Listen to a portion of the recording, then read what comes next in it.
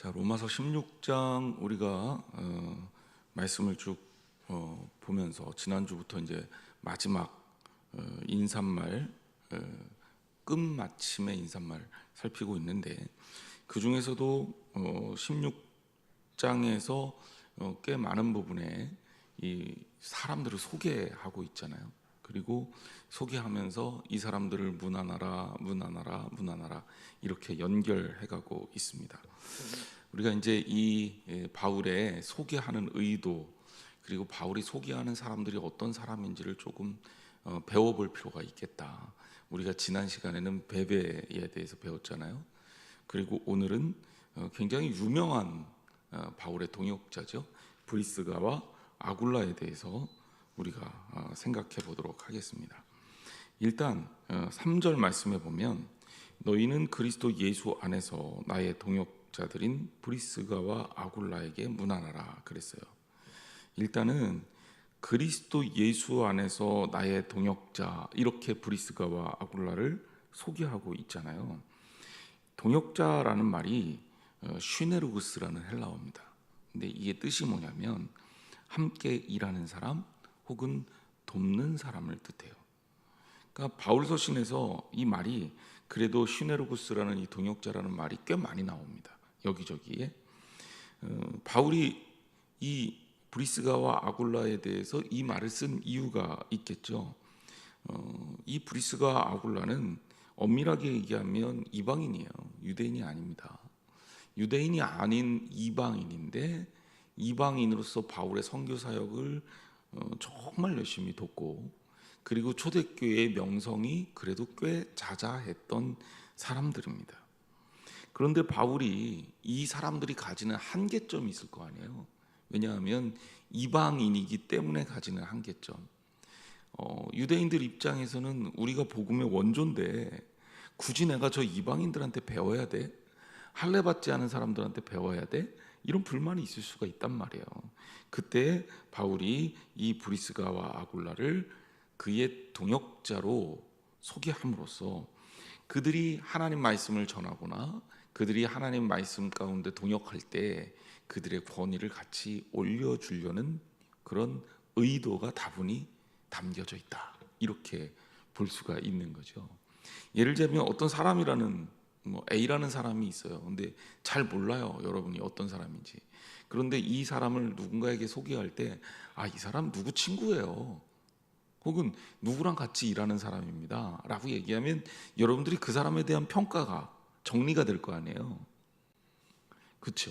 그럴 때 그런 거죠. 그래서 지금 만약에 저희 교회에 외부에서 이제 설교하시는 분을 모시고 강사를 초청할 때 이 강사분이 어떤 분인지를 설명하기 위해서, 혹은 이제 저 담임 목사와 관계를 소개한다든지 이렇게 하면, 이게 이제 심리학적 용어로 할로 이펙트라 그래요. 그러니까 후광 효과라는 거죠. 뒤에 어떤 사람에 대한 후광에 대한 영향력으로 인해서 그 사람에 대해서 조금 더 명확하고 확실하게 인식한다는 거예요. 그래서 바울은 자기를 통해서 이 브리스가 아굴라의 권위를 높여주고 있다. 자, 그러면 바울의 동역자로 소개된 이 브리스가와 아굴라는 이 일을 통해서 사역을 조금 더 효과적이고 효율적으로 할 수 있는 길이 열려지고 있는 겁니다.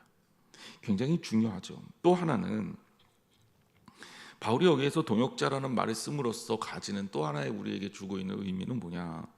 하나님의 일은요, 혼자 하는 게 아니라는 거예요. 사람들은 묘한 습관이 있어요. 같이 일을 해도 내가 조금 더 드러나기를 원해.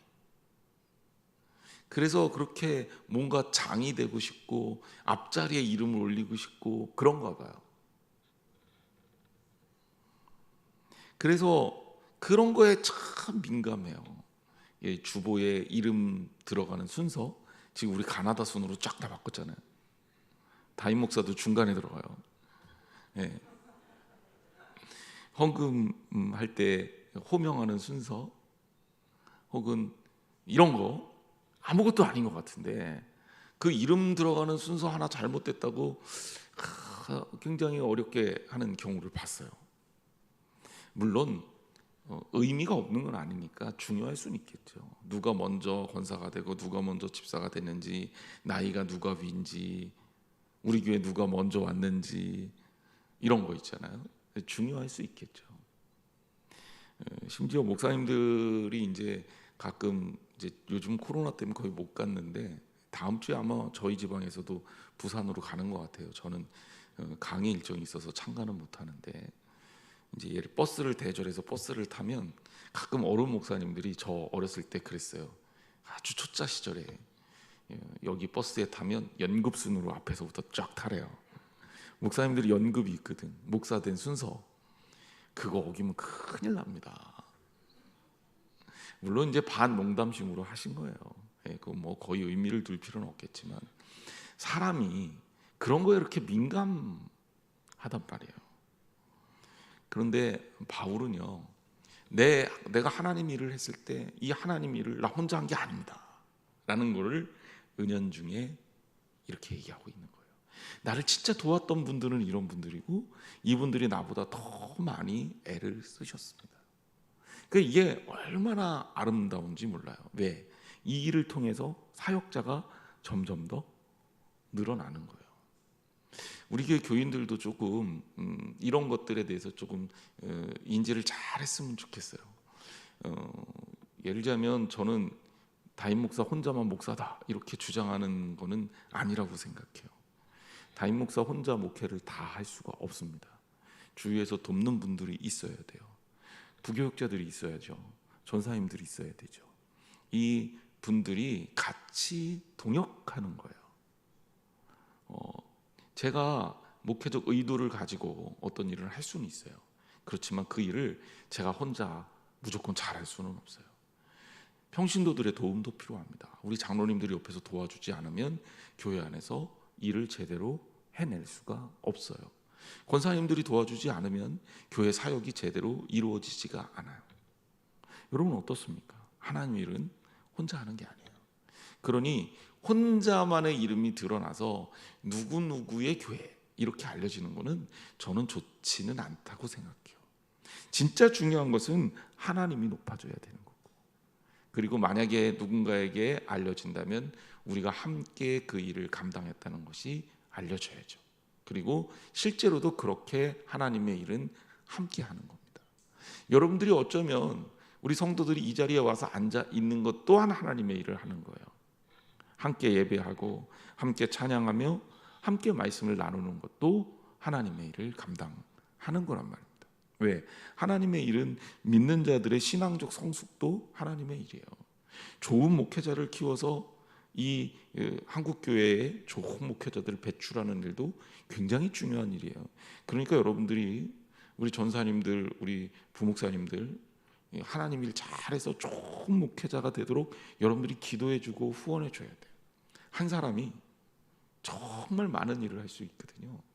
그래서 어떤 교회를 보면 그 교회 교역자들이 다 잘 되는 그런 교회가 있는가 하면, 교회는 큰데 그 교회 교역자들, 그 교회 출신 교역자들이 계속 목회해서 실패하는 경우를 봐요. 뭐가 문제겠어요? 이유가 있는 거란 말이에요. 저는 우리 한양제일교회 출신 목사님들, 전사님들이 한국 교회에 정말 위대한 그리고 족적을 남기는, 어쩌면 저보다도 더 뛰어난 목사님들, 전사님들 되기를 바랍니다. 그리고 그런 일들을 위해서 우리 교인들이 함께 돕고 기도하고 후원한다면 그것 또한 하나님께서 가장 기뻐하시는 일일 거예요. 그리고 또 우리 교인들이 우리 한양제일교회를 함께 키워가고 있는 가장 중요한 한 사람 한 사람이에요. 그러니까 하나님 일은 목회자만 하는 게 아니라 하나님 일은 같이 하는 겁니다. 같이. 예. 잘 안 꺼지나요, 원사님? 하나님 일은 같이 하는 거예요. 같이. 그래서 손 붙잡고 같이 하나님의 일을 하는 거다. 그러면 여러분들의 위치가 나는 무조건 그냥 배우는 사람으로, 목사가 담임 목사님이 이래라 저래라 얘기하면 그냥 그대로 하는 그런 사람으로 있는 게 아니라 내 앞에 주어진 일들에 최선을 다해서 하나님의 일을 감당하는 한 사람 한 사람의 선교사로, 사역자로 함께 일하는 것이다. 북한의 김일성이 그 군사력 강화를 위해서 4대 군사 노선을 발표했었거든요.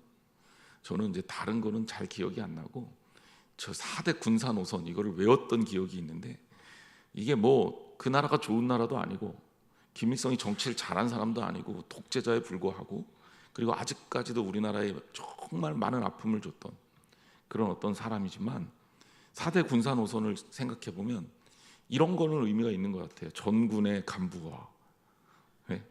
전군의 간부와, 뭐 가만 생각해 보면 전 군사가 일개 병사까지도 모두가 다 간부처럼 정말 군대에서 최선을 다한다는 거 아니에요. 그래서 저는 우리 전 교인이 사역자화 됐으면 좋겠어요. 전 교인의 선교사화. 내년도 표를 그걸로 할까요? 그래서 여러분들이 정말 그런 마음으로 하나님의 일에 참여하는 거룩한 동역자가 되기를 주님의 이름으로 축원합니다. 그래요. 그렇게 가야 되는 거예요. 자, 그 다음에 이제 여기 소개된 사람이 브리스가와 아굴라예요. 브리스가와 아굴라, 이게 특징이 있죠. 제가 아까 순서 중요하다 그랬잖아요. 순서가 브리스가가 여자고 아굴라가 남자인데 이상하게 브리스가가 먼저 나와요. 이 두 사람 소개할 때는 유독 이 브리스가 이 여인의 이름이 굉장히 중요하게 언급이 됩니다. 자, 그 이야기를 좀 잠깐 해볼게요. 오늘 주인공이니까. 자, 이들은 부부입니다. 바울이 고린도에서 전도를 할 때 만났던 사람들이에요. 사도행전 18장 2절 3절에 한번 찾아보죠. 예. 사도행전 18장 2절에서 3절. 우리 성경책을 장식으로 갖고 다니는 게 아니니까 이렇게 또 찾아봐야 되겠어요. 사도행전 18장 2절에서 3절. 우리 같이 한번 읽어볼까요? 시작. 아굴라라 하는 본도에서 난 유대인 한 사람을 만나니 글라우디오가 모든 유대인을 명하여 로마에서 떠나라 한 고로 그가 그 아내 브리스길라와 함께 이달리아로부터 새로 온지라. 바울이 그들에게 가매 생업이 같으므로 함께 살며 일을 하니 그 생업은 천막을 만드는 것이더라. 네. 대충 사도행전 18장에 소개되고 있는 내용을 좀 통해서 살펴보면 바울이 고린도에서 이 브리스가와 아굴라라고 하는 가정을 만난 거죠. 근데 아굴라 18장 2절에는 아굴라라는 사람에 대해 설명하고 있죠. 이 사람은 유대인이다. 그런데 브리스길라는 이 유대인이라고 보기가 어려운 게 이름이 아시리아식 이름이에요. 그래서 제가 아까 이방인이라고 소개를 했단 말이에요. 그러니까 바울이 문하라고 한 그 사람들의 이름이 대부분 다 이방인식 이름을 가지고 있어요. 그리고 이 아굴라가 글라우디오라는 로마의 황제 때 유대인을 향해서 로마에서 떠나라 이렇게 명령을 한 거예요. 그러니까 그가 이방인 아내 브리스길라와 함께 이탈리아로부터 새로 온 거죠. 그리고 바울이 그들에게 갔다라고 얘기를 했어요. 그러니까 고린도 교회에서 만나서 동역을 하게 된 거죠. 그런데 특징이 있어요. 뭐냐면 이들의 생업이 같아. 그 생업이 뭐냐면 천막을 만드는 거예요. 자, 이 유대인들은 특징을 하나 갖고 있는데 그들의 직업 말고요, 기술을 하나씩 갖고 있어요. 기술. 그러니까 오늘날 우리로 따지면 스킬이죠. 스킬. 엔지니어라는 거죠. 그래서 기술을 하나씩 가지고 있어요. 그 바울이 가지고 있는 기술이 천막을 만드는 거고, 이 아굴라라는 사람도 천막을 만드는 일을 했던 거예요. 그리고 원래는 이 아굴라가 로마에 살았는데 로마의 황제 글라우디오가 유대인은 로마에서 살 수 없어, 다 떠나, 이렇게 되니까 로마를 떠나서 고린도에 살고 있었다라는 것을 알고 있는 거죠. 그러니까 이게 좀 어떻게 보면 유대인으로서 디아스포라 유대인일 거 아니에요. 로마에 살다가 결국 고린도까지 쫓겨나게 된 거예요. 근데 이 사람들 직업이 뭐냐? 아까도 얘기했지만 장막을 만드는 기술이다. 그래서 평상시에는 바울도 이 사람들하고 같이 장막을 만들었습니다. 이거는 유대인들이 가지고 있는 특징이에요. 그래서 뭐 우리가 얘기하는 이중직 뭐 이런 거 아니고요. 유대인들은 교육 정책상 아예 스킬을 하나씩 가르쳐요. 제가 이게 유대인들이 참 지혜롭다고 생각한 거예요. 제가 이제 미국에 가서 제가 처음에는 가서 이제 입학 허가도 안 받은 상태에도 미국을 갔어요. 그리고 미국 학교에 가서 이제 시험을 보고 입학을 하려고 시험도 보고 그랬는데, 근데 미국에 가서 처음에 제가 느꼈던 게 영어를 못하니까 아무리 제가 똑똑해도 바보더라고요. 그 이해가 좀 되세요? 한국에서 뛰어난 교사, 대학 교수 뭐 소용없어요. 외국에 가잖아요. 말이 안 되잖아요. 바보예요. 아는 걸 표현을 못하는데 누가 나를 똑똑하다고 얘기하겠어요? 누가 나를 인정하겠어요? 아무도 그렇게 인정하지 않는 거죠. 그러니까 이게 말이라는 게 참 사람을 비참하게 만드는구나. 그래서 한동안 제가 햄버거 집에서 알바하는 영어 잘하는 미국인들, 이게 한국에서는 한 번도 안 부러웠거든요. 왜? 한국에서는 나는 뭐 안 한 거지 못한 게 아니잖아요. 이왕이면 좀 수익이 높은 학원 강사 이런 거 했지, 알바를 하려면 과외 이런 거 했지, 굳이 가갖고 그거 할 필요가 없었거든요. 그런데 미국에 갔더니 걔네들이 부러운 거예요. 왜? 나는 거기 채용도 안 돼요. 말이 안 되니까. 우리 한국 교육이 얼마나 웃기냐면 시험 보면 제가 걔들보다 잘 봐요. 영어 시험 보면. 그런데 말을 못 하니까. 그때 제가 느낀 게 뭐냐면, 그런데요, 제가 차를 100만 원짜리 차를 샀어요. 그러니까 이 차가 얼마나 고물인지 말도 못한 거죠. 차가 고장이 나서 그 차를 고치러 갔더니, 이 우리나라식으로 얘기하면 카센터죠. 거기서 일하는 애들을 말 잘 못하는데 엄청 돈 많이 받아요. 기술이 있으니까 말이 필요가 없는 거예요. 그러니까 유대인들이 사는 방법을 내가 거기서 알았어요. 유대인들이 성경에서 왜 바울이 텐트 메이킹을 하고 이 아굴라가 텐트 메이킹을 하고 기타 다른 사람들이 기술을 하나씩 갖고 있었냐. 유대인들이 워낙 나라가 망하고 떠도는 그런 민족이었잖아요. 포로기를 오래 살았던 민족이고 지금도 전 세계에 흩어져 살고 있잖아요. 유대인들이 물론 이스라엘에 모여서 살고 있긴 하지만 유대인들이 극히 일부고요. 유럽에 미국에 전 세계에 다 흩어져서 유대인들이 사는데 그들의 사는 방식이 뭐냐? 언어는 안 통해도 기술은 통하는구나. 이걸 알았던 거죠. 그래서 유대인들의 전통적인 교육 중에 하나가 기술을 하나씩 배우게 하는 거였다. 그런데 이 아굴라와 바울은 그런 면에서 마음이 일치가 됐고 함께 장막을 만들면서 바울은 복음을 전하는 일에 열심을 냈던 거죠. 아까도 말씀드렸지만 성경에 브리스가라는 이름은 2개로 나와요. 어떤 데는 브리스길라라는 이름이 나오고 어떤 데는 브리스가라는 이름이 나와요. 이거는 아시리아족 여성을 나타내는 애칭입니다. 그러니까 브리스길라는 원래 이름은 브리스가고요. 이거를 애칭처럼 부르면 브리스길라가 되는 거죠. 그런데 그거는 뭐냐면 이 브리스가가 아시리아 출신이라는 걸 알 수가 있는 거죠. 자, 아시리아가 어떤 나라입니까? 북왕국 이스라엘을 멸망시킨 제국의 출신이라는 거예요. 그러니까 브리스가의 그 어떤 조상은 유대인이라고 볼 수가 없는 거죠. 이름 자체로. 자, 놀랍게도 아굴라와 브리스가 이 부부를 호칭할 때 브리스가가 먼저 언급이 됩니다. 유대인들은요, 우리 한국 사회보다 더 남존 여비 사상이 아주 철저했던 나라예요. 그래도 숫자는 우리는 세는 경우가 많았는데 유대인들은 아예 숫자에서 빼버린다니까요.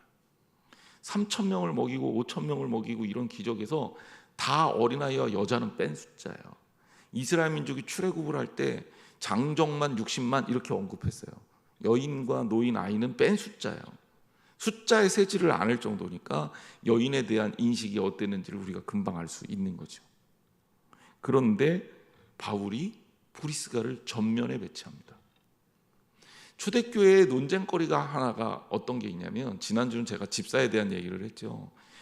초대교회 7 집사는 원래 다 남자였어요. 그런데 베베라는 여인을 바울이 집사라고 호칭했다. 이 베베는 초대교회 특이하게도 여자 집사였다라는 것을 말씀드렸잖아요.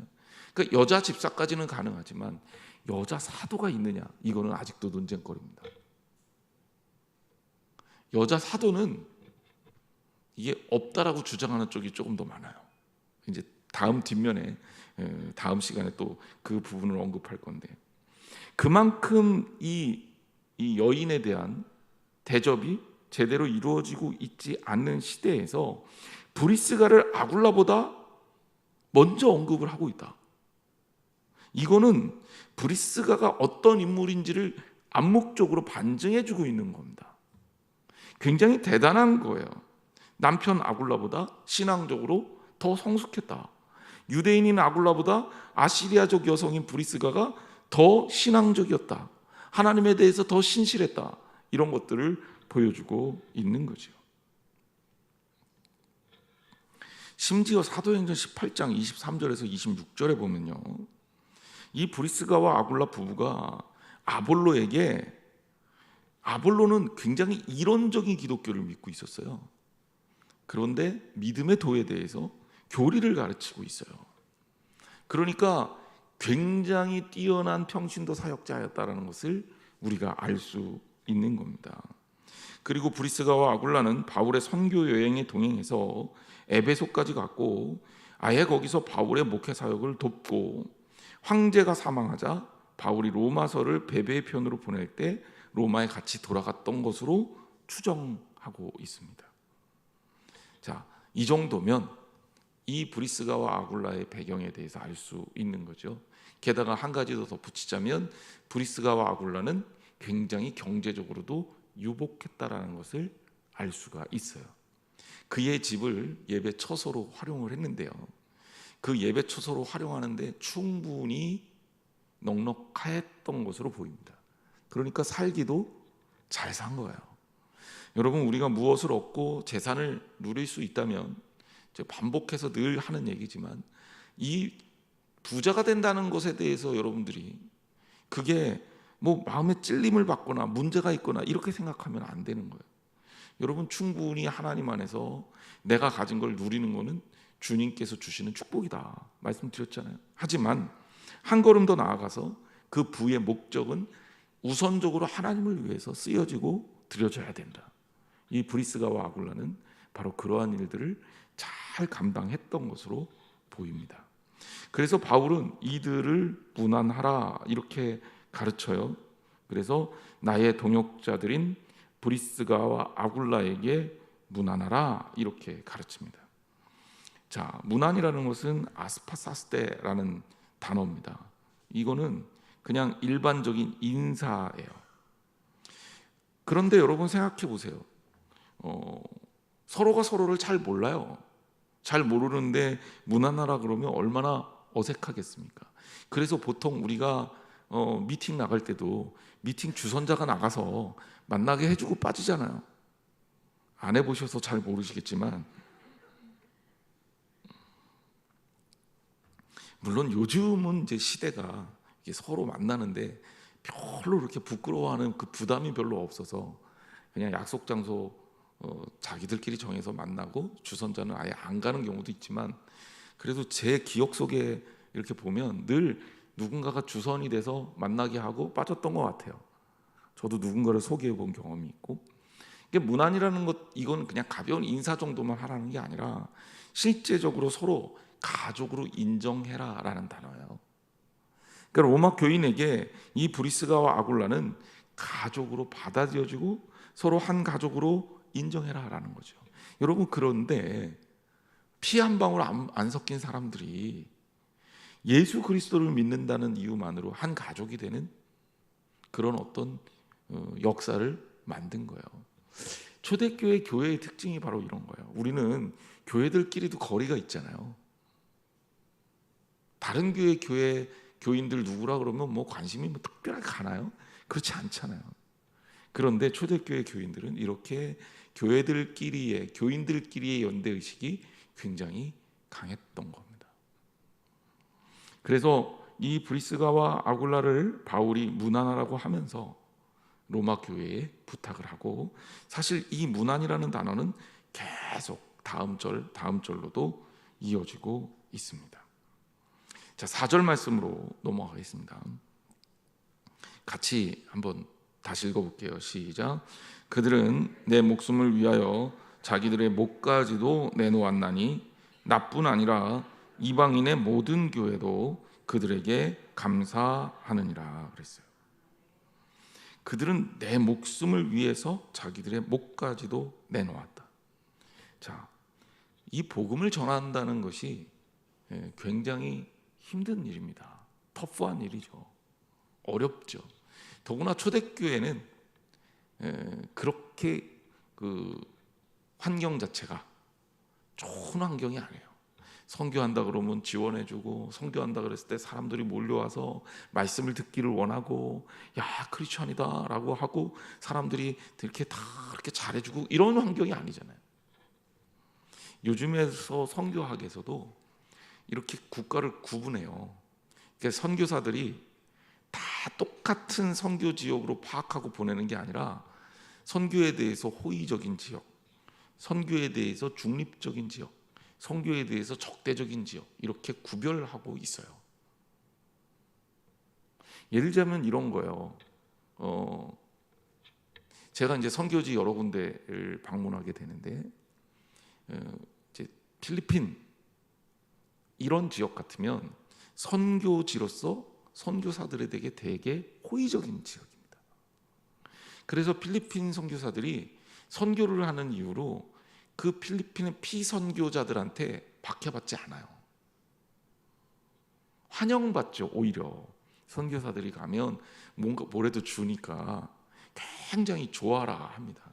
그리고 실제로 필리핀은 크리스찬들이 많죠. 캐톨릭 신자들이에요. 이 신앙이 건강하지는 않은데 대부분 캐톨릭 신자가 압도적으로 많습니다. 그러니까 이제 필리핀에서 선교를 한다 그럴 때 소위 말해서 회심 선교를 하는 쪽은 일부예요. 예를 들자면 미전도 지역이 있어요. 뭐 산속에 사는 산족이라든지 혹은 다른 원주민들이라든지 이런 쪽에 들어가서 선교를 한다 그러면 그 사람들에 대한 목표는 회심 성장이겠죠. 예수 그리스도를 전하고 그리스도를 알게 하는 그런 목표를 가지고 있는 거죠. 하지만 필리핀에서 예를 들자면 빈민 선교를 한다, 또 다른 사역을 한다 그럴 때 거기에서는 회심 성장이 목표라기보다는 그들의 삶과 그들의 삶에 있어서 교육이라든지 어떤 직업이라든지 이런 실제적인 삶에 대한 두 부분들을 돕는 선교를 하게 돼 있어요. 그러니까 선교지 분위기가 다른 거죠. 자, 그런데 제가 갔던 데 중에서 이런 데가 있었어요. 이제 우리 선배 목사님이 이제 인디안 선교를 했어요. 그러니까 우리가 미국 선교사 간다 그러면 웃기잖아요. 예? 미국이 선교사를 제일 많이 보내는 나라인데 나 미국으로 선교사 갈 거야 그럼 되게 웃기잖아요. 예.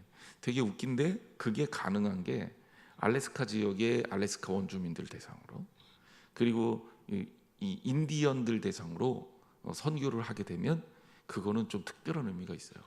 제가 놀랐던 게 왜 미국 사람들이 크리스찬들이 그렇게 많은데 인디언 선교가 미국 사람들한테는 안 되는 거예요. 인디언들은요 우리랑 피부가 비슷하잖아요.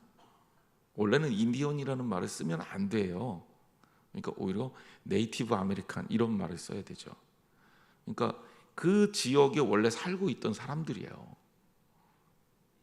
그 호피라는 인디언 족 중에 가장 많은 사람들이 살 그 큰 족장인 호피 인디안 레저베이션이라고 부르는 거주 지역이 따로 구별되고, 거기를 이제 미국에서 세금을 들여서 특별 관리를 해요. 그래서 인디언들은 일을 안 해도 먹고 살 수가 있어요.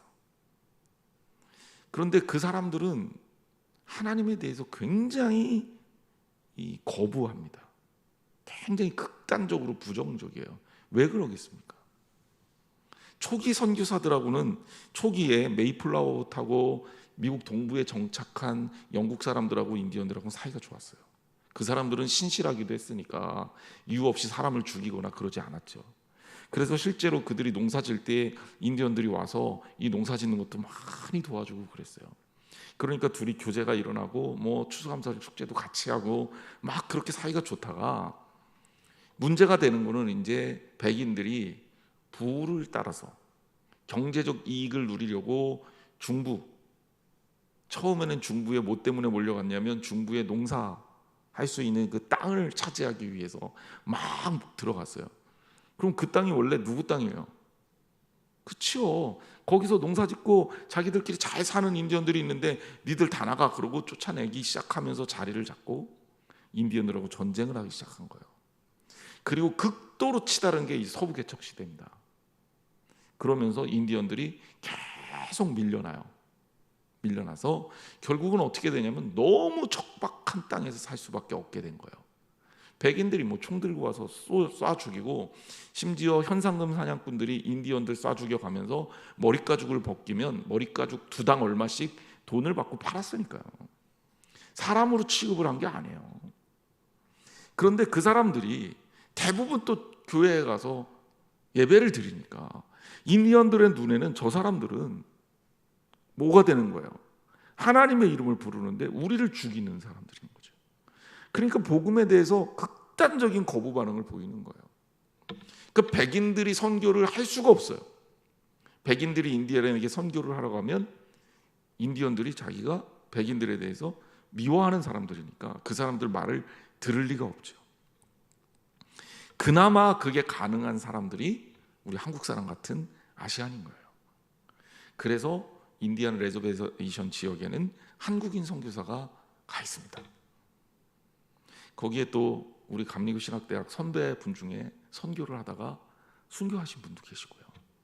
그래서 그분의 묘비를 인디안들이 세워줬어요. 너무 헌신적으로 선교를 하니까 이분은 한국인이지만 우리 인디안이다 이렇게 받아들이면서 말이에요.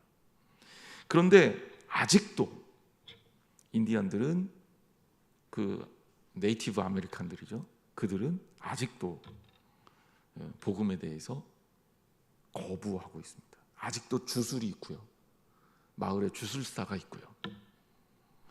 그 사는 지역이 정말 막 가서 저희가 2박 3일 선교하고 왔는데 2박 3일 선교도 아니죠. 구경하고 온 거죠. 막 하고 왔는데 자고 일어나면 코피가 막 나요. 4,000m가 넘으니까.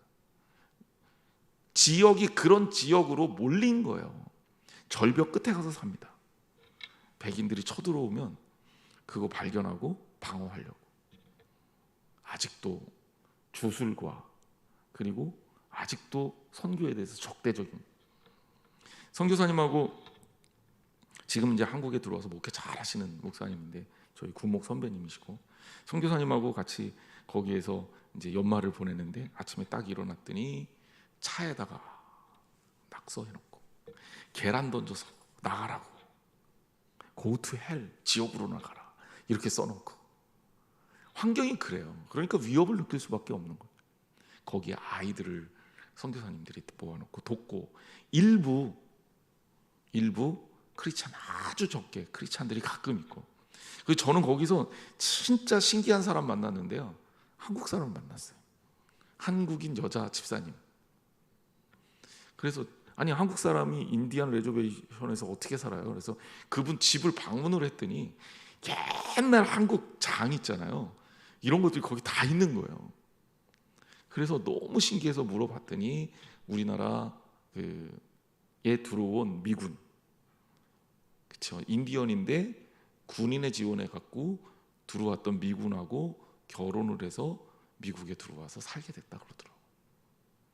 그런 분도 봤어요. 그래서 그 한 3-4시간을 같이 얘기했던 기억이 나는데, 제가 이런 데는 복음에 대해서 굉장히 적대적이구나. 심지어 뭐 이슬람 국가 같은 경우는요, 이슬람 국가도 다 똑같지 않아요. 이슬람도 과격주의 이슬람, 근본주의 이슬람이 있고, 그리고 좀 그 뭐랄까 세속주의 이슬람이 있거든요. 세속주의 이슬람은 어울려 사는데 거침이 없죠. 그래서 크리스찬이라 그래도 크리스찬이냐 그러고 말아요. 아무 문제 없어요. 대표적인 나라가 터키 같은 나라들. 하지만 복음을 전할 때는 쉽지는 않죠. 하지만 아프가니스탄 같은 이 과격파 이슬람, 사우디 이런 데는 선교가 아예 안 됩니다. 아예 안 돼요. 오픈이 안 되는 거죠. 그러니까 똑같이 선교를 하더라도 선교 지역이 어디냐에 따라서 선교하는 방법이나 선교하는 그 어떤 루트가 다를 수밖에 없는 거예요. 그런데 가서 정말 힘들 때 가서 정말 생명의 위협을 느끼면서 선교하는 선교사들이 아직도 있다. 여러분, 그런 것들 생각하면 그분들을 위해서 어디 가서 선교를 하든지, 사실 뭐 한국에서 목회하든지 해외에 선교라든지 다 너무나도 귀하지만 그 귀한 사역자들을 위해서 여러분들이 기도해야 합니다. 그리고 그것이 또 우리의 의무이기도 하죠. 이 당시에 목숨을 내놓는다. 여러분, 이게 정말로 어려운 고비들이 초대교회 때 너무 많았어요. 초대교회 때 어느 정도로 어려움이 많았냐면 예배를 정상적으로 드릴 수가 없으니까 일단 선택한 방법이 가정교회예요. 가정교회는 이게 점조직처럼 운영돼서 박해를 받을 때 이렇게 뭐 우리 예배 안 드리고 우리 그냥 아는 사람들끼리 모여서 노는데요, 이래도 뭐 괜찮잖아요. 그러니까 대형 교회보다는 초대교회는 가정교회부터 시작된 거예요. 그러니까 이거를 오해하면 안 되는 게, 어떤 사람들은 초대교회가 가정교회가 많다 보니까 가정교회가 진짜 교회고 조직화된 교회는 가짜 교회다, 이렇게 얘기하는 극단적인 사람들이 있는데, 이거는 오해에다가 성경을 잘 모르니까 그런 얘기를 하는 거예요. 가정교회는 그 당시에 특수성을 살린 교회라고 보면 돼요. 그래서 그 당시에 어쩔 수 없이 이 가정교회가 생겼고, 뭐 선교 초기에는 늘 뛸 수 있는 형태가 가정교회죠. 가정을 내어놓고 가정에서 예배를 드리는 것. 이 가정교회도 어려워지니까 나중에는 무덤에서 예배를 드리잖아요. 이게 카타콤 예배예요. 카타콤이라는 이 그 당시에 로마의 석관묘, 그러니까 묘지만 사실 굴이잖아요. 그리고 미로예요. 들어가 보면요, 어마어마하게 이 무덤이 넓어요. 그리고 어떻게 만드냐면, 저는 진짜 깜짝 놀랐는데, 환기가 되게 이렇게 광장 같은 데도 있고 다 이 시스템을 진짜 기가 막히게 파놨어요. 그래서 그 무덤 하나하나마다 묘가 있는 거죠. 그런데 크리스찬들이 모여서 예배를 드린 거예요. 이유는 뭐냐면 눈에 안 띄기 위해서. 두 번째는 로마인들이, 만약에 로마 군인들이 쳐들어오면 도망가기가 용이해요. 만약에 한 군데 입구로 이렇게 들어오면 미로처럼 돼 있으니까 거기 잘 모르는 사람들은 도망가면 못 잡아요. 한 치 앞도 잘 안 보이죠, 캄캄하니까. 이런 카타콤 같은 데서 눈물로 예배를 드린 게 초대교회 공동체입니다. 그러니 목숨의 위협을 받는 거, 물론 바울의 초기 선교 사역 때는 유대인들이 쫓아다니면서 그렇게 괴롭혔지만 이런 일들이 일어났다라는 겁니다. 극단적인 위협이 실제로 일어났다. 그래서 바울이 그런 얘기하는 거예요. 내가 목숨의 위협을 구했을 때 나를 위해서 대신 죽을 목숨까지도 내놓았다. 여기 이 자기의 목이라도 내어놓았나니, 이게 얼마나 무시무시한 말로 돼 있는지 원어를 제가 그대로 번역해 드릴게요. 톤 테아우톤 트라켈톤 휘페데칸, 이렇게 돼 있습니다. 근데 이거는 무슨 의미냐면, 정확하게 그냥 직역을 하면 사형집행자의 도끼 밑에 자기의 목을 내놓다, 이런 뜻이에요. 그 도끼로 목을 이렇게 칠 때 내가 대신 죽겠습니다, 그러고 목을 이렇게 빼놓는 걸 얘기하는 거예요. 그냥 위험을 그냥 뭐 도와줬다, 이 정도의 수준이 아닌 거예요. 여러분, 이게 쉽겠습니까? 사랑하는 가족이 누가 죽어도 그렇게 하기 힘들 거 아니에요. 처형을 당하고 있는데 내가 대신 목이 잘릴게요 그러고 목을 디미는 행위란 말이에요. 그게 되겠습니까? 그런데 브리스가 아굴라는 그런 일들을 실제로 했다. 학자들은요, 존 머레이 같은 사람은 이 극단적인 위험을 실제로 겪었기 때문에 바울이 이런 식의 표현을 한 거다. 이게 상징적이나 은유적인 표현이 아니라 실제 일어났을 가능성이 높다라고 언급하고 있습니다. 그게 고린도에서 일어났는지, 아니면 바울이 이제 고린도에서 사도행전 23장에 보면 박해를 받거든요. 아니면 에베소나 그 밖의 지역에서 일어났는지 확실하게 알 수는 없지만 학자들은 틀림없이 그런 일들이 있었을 것이다. 대표적인 게 아마도 이 사건은 에베소에서 데메드리오와 유대인들이 폭동을 일으켰거든요. 그때 바울의 목숨을 위협하려고 할 때 바울의 생명을 구하려고 극단적인 위협을 무릅쓰고 바울을 도왔던 것을 염두에 둔 것이 아닐까라는 추측은 합니다. 결국은 확실한 게 뭐냐? 브리스기아와 아굴라 부부가 바울이 고난 가운데 있을 때 일사각오를 하고 생사고락을 함께 했다는 점입니다. 여러분, 우리는 어떤 마음으로 동역을 하고 있습니까? 말로 동역하는데 실제로 인간의 의리, 인간의 동역, 이거 믿을 수가 있습니까? 우리는 보잖아요. 정치하는 사람들 보면 한 정당에서 막 시끄러워앉고 같이 팔을 들면서 이 권력을 위해서 영원할 것 같은데 어느 날 갑자기 둘이 막 싸우네. 저 사람들 같은 편 아니었나? 왜 싸우지? 이런 경우를 한두 번 보나요? 교인들끼리 여러분 사랑한다면 정말 이 관계가 그런 끈끈한 관계로 이어져야 됩니다. 서로 희생하고 무엇을 목이라도 내놓을 정도의 어떤 사랑의 관계가 원리적으로는 돼야 되는 거예요. 목회하는 거예요. 목사 혼자 못해요. 늘 얘기하지만 제가 아무리 능력 있어도 혼자 목회할 수가 없습니다. 아름다운 교회 이끌어갈 수가 없어요. 도와주셔야 돼요. 함께 해야 됩니다. 그게 하나님의 역사를 이루는 길이에요. 어느 정도로 도와야 되냐? 이제 오늘 사인 받을 겁니다. 나는 브리스가와 아굴라처럼 목이라도 내놓겠습니다. 사인 안 하시겠죠? 그 정도 각오가 우리가 있어야 된다는 거죠. 바울이 초대교회 때 선교를 그렇게까지 할 수 있었던 이유, 바로 그런 브리스가와 아굴라 같은 정말 아름다운 동역자가 있었기 때문입니다. 이 사람들이 바울이 어렵다 그러면 재정적으로 지원 안 했겠어요? 오해하지 말아야 될 게 또 있어요. 어떤 사람들은 바울이 텐트 메이킹을 할 수 있는 직업이 있으니 바울이 자비량 선교를 한 걸로 착각합니다. 바울은 자비량 선교를 한 게 아니에요. 바울은 일정 부분에 전략적으로 자기 텐트 메이킹 하는 것들을 이용한 거예요. 선교지에 가서요. 직업이 없는데 내가 여기 와서 예수 그리스도의 복음을 전할래? 그러면 로마 사람들도 그렇고 유대인들도 그렇고 안 좋게 봐요. 요주의 인물이 되는 거지.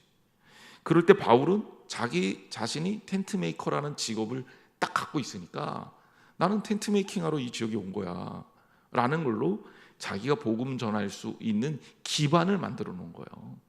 실제로 바울은 후원을 굉장히 많이 받았습니다. 그럴 수밖에 없죠. 바울이 가는 곳마다 돈을 써야 돼요. 목회는 돈 써야 됩니다. 어려운 사람 만나면 줘야 되고 힘든 사람 만나면 도와줘야 되고 같이 밥 먹으면 밥 사야 되고 이게 목회예요. 그러면 바울이라는 사람도 가는 곳곳마다 필요한 곳에 자신의 가진 것들을 흘려 보내주는 역할을 했을 거고 또 때로는 이런 바울의 선교 사역을 위해서 후원하는 사람들도 많았다는 거예요. 그래서 오해하면 안 돼요. 마치 자비랑 선교가 마땅한 것처럼 얘기하는데 전혀 마땅한 게 아니라 구약 성경도 보세요. 12지파를 이스라엘 지역이 12지파가 가나안 땅을 정복한 다음에 한 지파는 땅을 안 줘요. 레위 지파입니다. 제사장 지파예요. 성전을 관리하고 성막을 돌보고 하나님의 일을 하는 지파한테는 돈을 안 줍니다. 거기는 땅을 안 줘요. 땅을 안 주니까 레위 지파는 다 굶어 죽어야 되겠네요. 아니죠. 레위 지파를 제외한 12지파를 만드는 거죠. 요셉 지파를 둘로 쪼개갖고 유대인들은 12를 맞추잖아요. 그래서 12지파를 만듭니다. 에브라임 지파와 므낫세 지파를 만들어서 12지파의 숫자를 맞춘 다음에 이 12지파가 자신의 소득의 10분의 1을 레위 지파에게 주게 돼 있었어요. 그게 11조예요. 원조 11조. 레위 지파는 그 돈을 가지고 생계를 이어나가는 겁니다. 농사 짓거나 양을 치거나 하지 않아도 살 수 있게 한 거죠.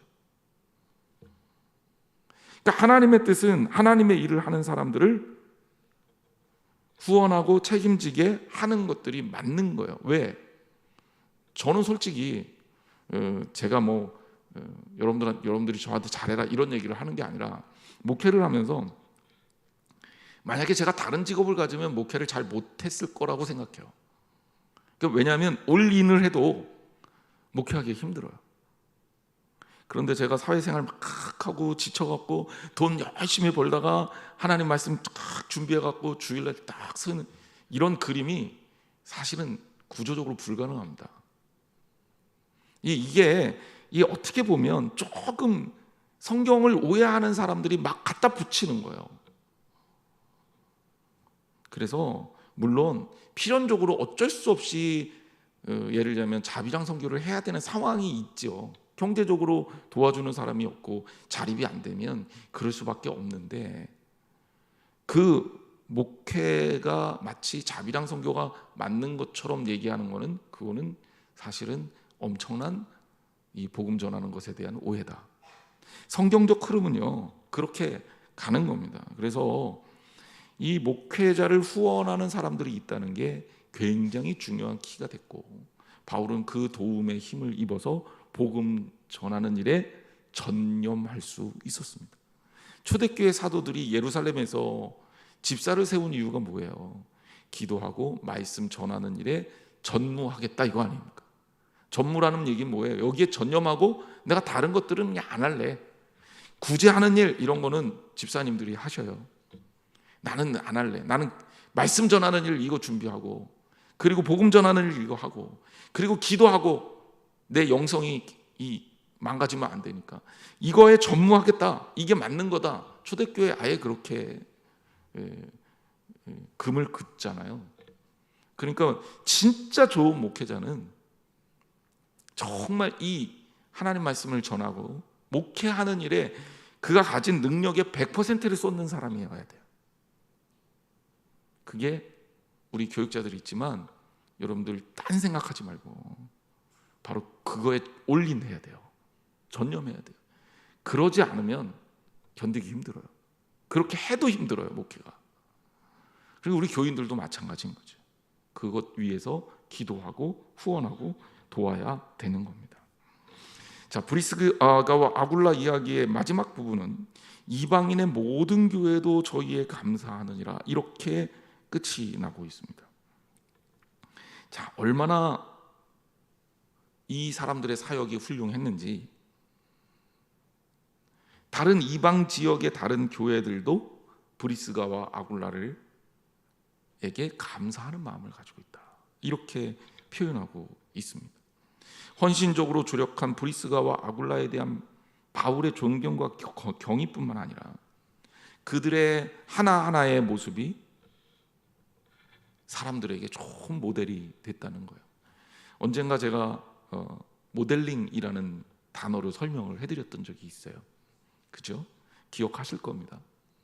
제가 그러면서 무슨 얘기를 했냐면, 여러분들은 예수 그리스도를 믿는 신앙인으로서 다른 이들의 모델이 돼야 돼. 그런 표현을 썼어요. 브리스가와 아굴라가 그 역할을 감당하는 거예요. 야, 사역을 어떻게 하는 거야? 그거 브리스가와 아굴라를 보면 우리가 어떻게 해야 되는지를 알 수가 있는 거야. 저렇게 목회자를 돕고 저렇게 교회 생활을 하고 저렇게 교회를 세우고 저렇게 헌신하는 거야 라는 모델이 브리스가와 아굴라가 된 거예요. 그러니까 이방의 모든 교회들이 그들을 칭송한 거죠. 그리고 그들을 소개하는 이유가 뭡니까? 로마 성도들에게 왜 이런 이야기를 합니까? 로마 교회 너희들도, 로마에 있는 성도들 너희들도 브리스가와 아굴라처럼 해. 그 이야기 아니겠습니까? 그리고 한 걸음 더 나아가서 유대인 중심의 교회가 아니라 이제는 그 경계선을 넘어서 이렇게 이방 교회의 이방인들의 사역자가 하나님 앞에 나와서, 더구나 성적인 아굴라라는 그 어떤 남성 말고 더 뛰어난 여성이 출연해서 하나님의 일을 이렇게 멋지게 할 수 있다는 그 한계를 다 넘게 한 겁니다. 바울이 그냥 소개한 게 아니에요. 그래서 브리스가를 아굴라 앞에 의도적으로 배치시킨 거예요. 의도적으로 브리스가를 먼저 언급함으로 이방인이자 여인인 브리스가가 더 뛰어나고 능력 있는 선교사였다, 평신도였다, 사역자였다. 그리고 그가 얼마나 주도적으로 멋지게 사역했는지를 설명하고 있는 겁니다. 여러분들의 삶에 하나님 기뻐하시는 삶을 이루는 것은 과연 어떤 것일까? 여러분, 우리들은요, 우리들의 삶 속에서 하나님의 뜻을 아름답게 실천해야 될 의무가 있는 사람들이에요. 우리 사랑하는 한양제일교회 성도들이 브리스가와 아굴라처럼 멋진 하나님의 사역하는 일에 있어서 동역자가 되기를 주님의 이름으로 축복합니다. 기도하겠습니다.